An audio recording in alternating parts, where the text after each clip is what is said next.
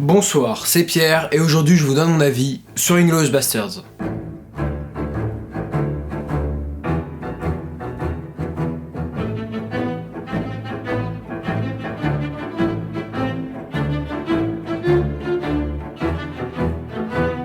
J'adore les films qui relatent de faits historiques, et encore plus les films sur la Seconde Guerre mondiale. Fury, Le Dictateur, La Vie est belle. Mais le film dont je vous parle aujourd'hui traite d'une autre Seconde Guerre mondiale, celle imaginée par le grand Tarantino. Bon, si tu me connais pas encore, il faut savoir que Tarantino c'est l'un de mes réalisateurs préférés.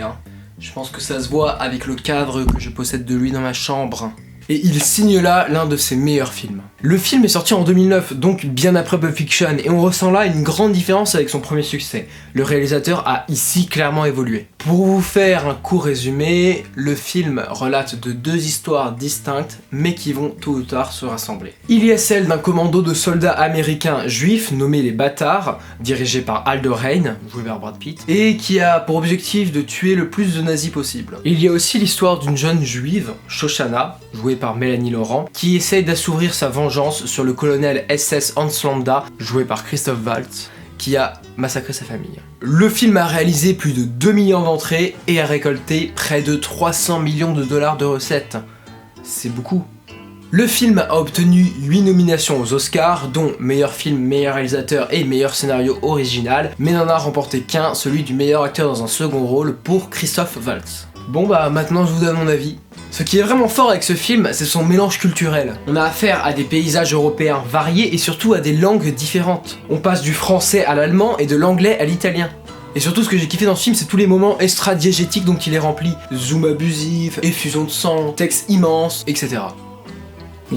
Maintenant, voici pour vous les choses que j'ai aimées dans ce film. Alors tout d'abord la bande originale, composée par le grand Ennio Morricone. Je vous conseille d'écouter le titre Un Amico, qui est absolument sublime. J'ai bien aimé aussi le concept de changer le cours de l'histoire, j'ai trouvé ça vraiment novateur et original. Et puis surtout j'ai adoré le jeu d'acteur de Christoph Waltz, le mec qui parle 4 langues différentes, il a une palette d'émotions immense. Gentil, méchant, mort de rire, complètement psychotique, inquiet. Et maintenant, voici pour vous les choses que je n'ai pas aimées dans ce film. Alors, étant donné que c'est l'un de mes films préférés, je pense que je n'ai pas grand chose à dire de négatif là-dessus, à part peut-être le personnage de Diane Kruger, Bridget von Hammersmark, qui pour moi ne sert à rien. Voilà, c'est tout. Petite nouveauté, je vous donne mes 3 scènes préférées et mes 3 plans préférés. Donc, mes 3 scènes préférées sont 3. La discussion entre Landa et Shoshana, 2. L'introduction de l'ours juif, et 1. La scène du bar avec les 3 whisky, qui est sûrement l'une de mes scènes préférées parmi toutes les scènes de films que j'ai pu voir dans ma vie.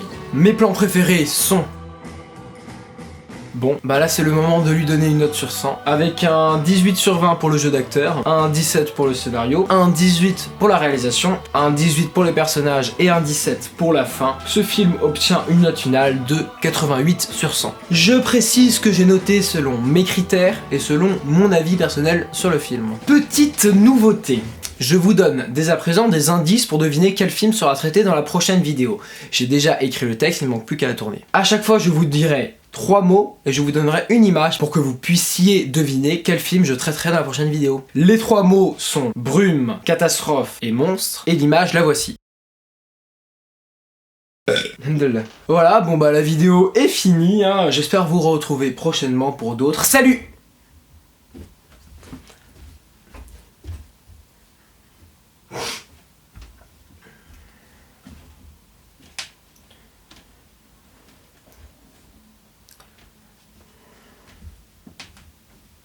Ce qui est vraiment fort avec son...